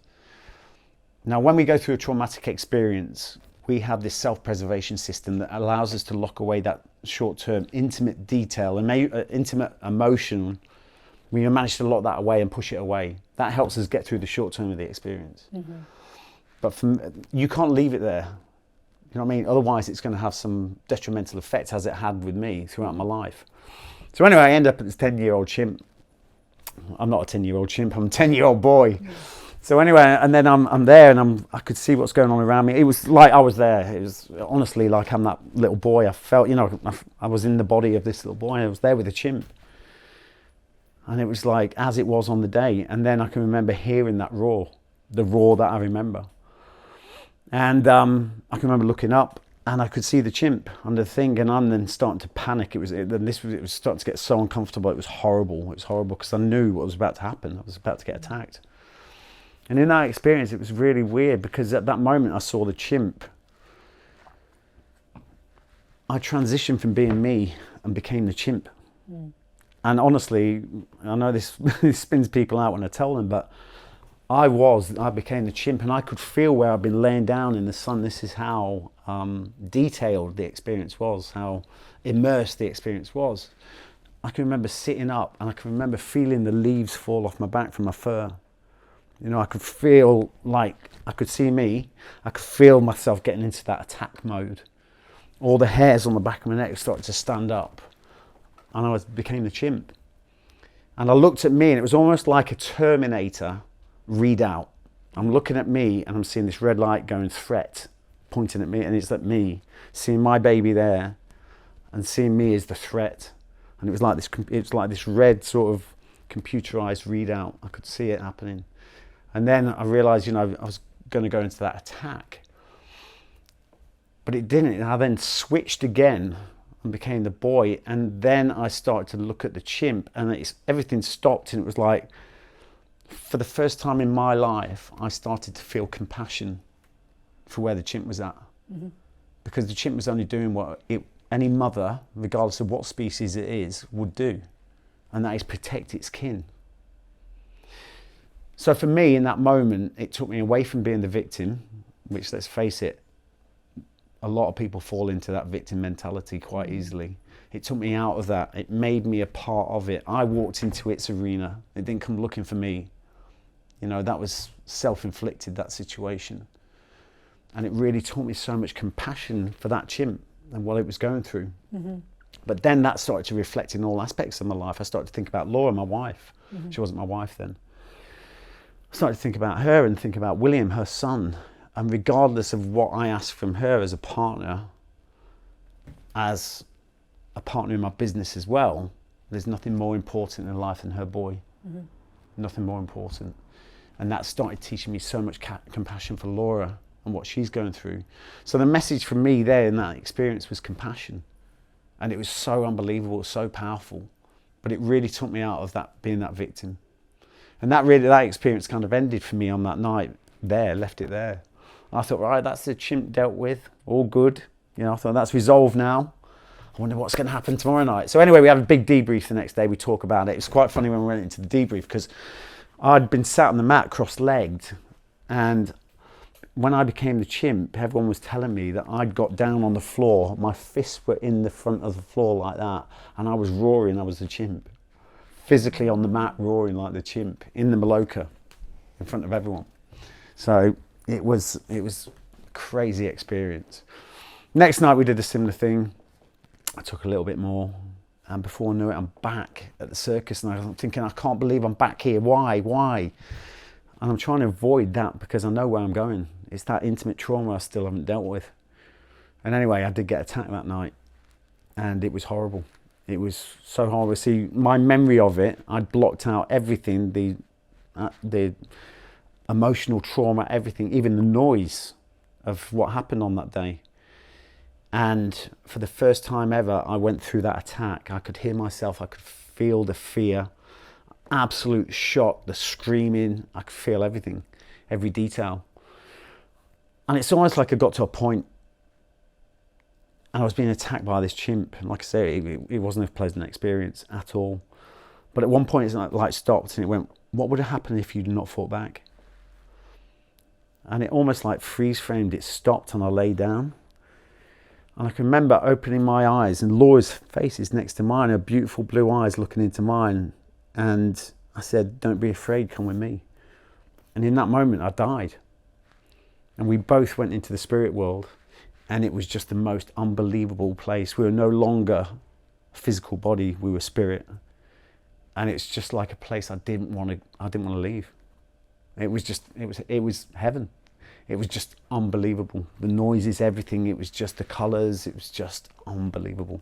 Do you think that you would have been able to achieve that connection to spirit had you not taken ayahuasca? I don't believe so, no. I don't believe so. I believe things like ayahuasca were there, have been there for a purpose for everyone. The alternative medicine that's... Why is it alternative? So chemicals made from petroleum, they're not alternative, are they? You know what I mean? But the planet provides. The planet provides, absolutely. I mean, sometimes, when it comes to, medical and pharmaceuticals and stuff like that, yeah, I agree. There's certain times where you do need X, Y, whatever it is. But really, there is a solution for everything, and the planet provides. But really, ayahuasca, I think that was put here for a purpose. That's there for a purpose. Yeah. And I don't believe I'd have achieved that kind of spiritual connection without doing it an alternative way. It's really interesting though, because so many of the special forces guys or guys and gals in particular, must have such a strong mindset. But mindset and spirituality and consciousness are very different things, aren't they? Yeah, 100%. I mean, listen, my experiences and everything I think and the way a lot of people sort of, especially from my old world, were like, it was always a bit different, Ollie. It was always that one, So, but at the end of the day, a lot of people just can't make that connection. A lot of the things they do, they didn't realise how spiritual they actually are. We're spiritual beings having a human experience. Yeah, I totally agree with that. And have you incorporated any of those learnings into what you're doing now as a business? Yeah, 100%. I mean, the main thing I think, as a business, the more we get to understand who we are.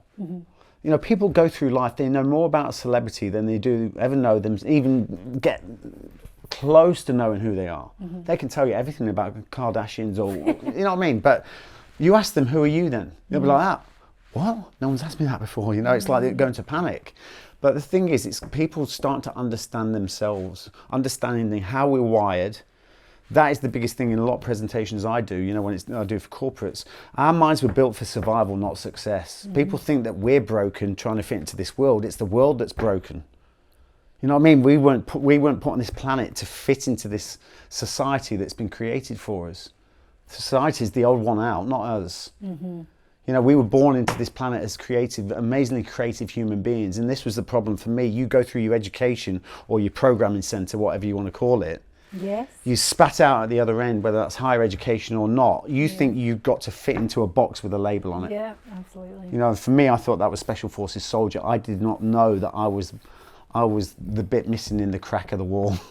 And a lot of people are. It's not the fact that just because you don't fit doesn't mean you're the odd one out. I think it's quite the opposite. Will you be introducing anything for the younger audience, if you like? Because I'm very much of your mindset when it comes down to our traditional education system.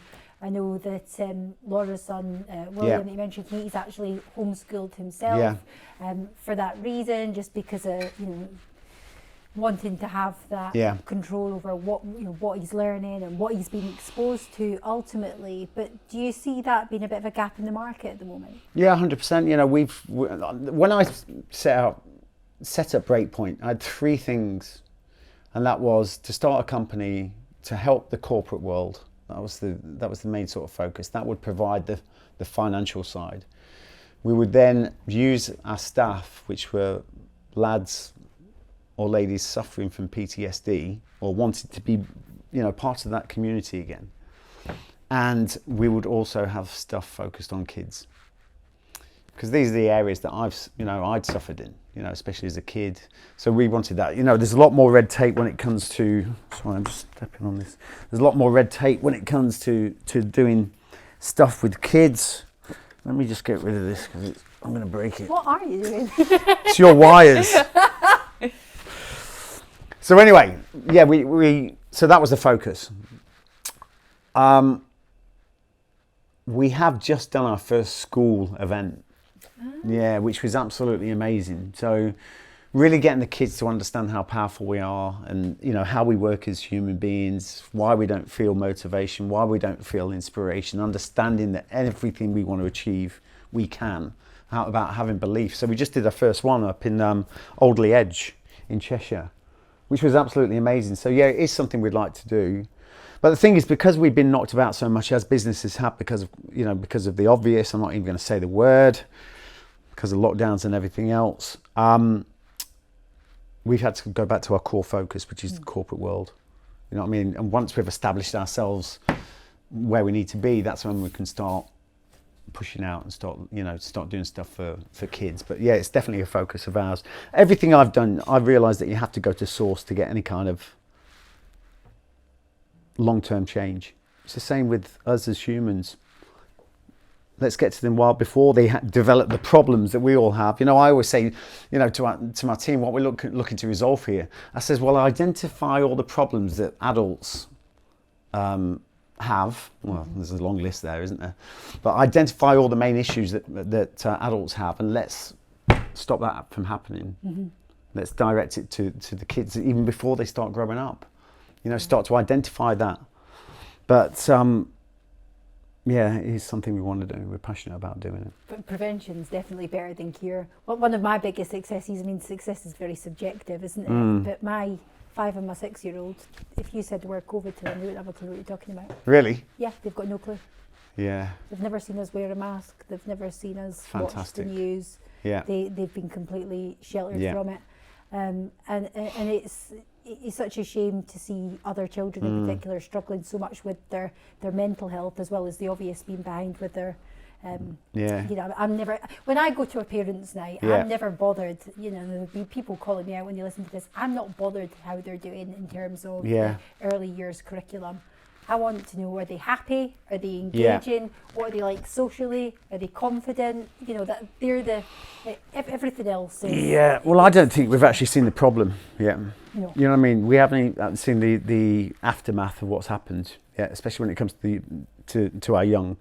For us, we now homeschool William, and it's the best thing we ever did. My wife Laura, she self-criticised herself for making that decision so many times, but now she is just so glad, and I'm so proud of her for making that decision to homeschool William, because we have a real influence of what goes on up here. And William is, he's doing things that he loves. He's really engaged in his education. He's doing an online education system. We have it such that I have go-kart afternoons with him as well. Not every week, but when I can, depending on my agenda. He's passionate about F1 racing. So we've got him a go-kart. He's learning about the mechanics of the go-kart, maintaining it and everything, and then getting on the track. And not only that, it gives us freedom as well. You know what I mean? I just, for me, there's no better thing than homeschooling. And obviously coming from, people have listened to my story, I have no faith in the education system. It's so antiquated. And when you look at it as well, what are the things that you get from school? Coming first, doing first in your exam. It's very singular, isn't it? There's nothing about teamwork, really. I think schooling for me is more about getting them to adhere to authority, as opposed to getting them ready for the outside world and allowing them to be successful. And then you've got to look at it, why is a very small percentage of this world successful? It's not because of school. The reason why so many people aren't successful is because they've been suppressed by the education system and not allowed to believe that they have any kind of power. This thing was invented by the Rothschilds ages ago, based on a factory. Yeah, 100%. Yeah. It was literally factory fodder. Yeah, factory fodder. Yeah. And we're still living through that. Yeah, absolutely. And having no control, they're almost being indoctrinated, like you say. It's the classic Rich Dad Poor Dad, Robert Kiyosaki, one of the best books of it. It was like my baptism into some self-development, really, and actually starting to get a bit of an understanding how the world works and how economics work and how the rich get richer. But yeah, we're just encouraged to get a good education, go to university, get a job. Obviously, there's certain professions that you don't want your consultant knifing into you on the operating table without having the correct qualifications, of course. But for the vast majority of people, it's just paying into that system, isn't it? Yeah, 100%. So interesting. Well done for making that decision. Yeah, my wife has to take the credit for that. Ollie, I could literally talk to you all likewise. day, but this has probably been one of my longest interviews, but it has probably been one of the most valuable ones I've recorded. Thank I've you very thoroughly much. enjoyed every minute. Likewise. Final question for you. Yeah. Ollie Ollerton, the name of the podcast is On a Mission. What is your mission? To create a globally identified brand recognised for the positive growth and development of others. That was slick. That just rolled off the tongue. Well, it didn't quite. It took me a bit to get going. I lost the accelerator. I was like, where is that? Ollie, it's been an absolute pleasure. Likewise. Thank you so much for coming on the show. Thank you so much.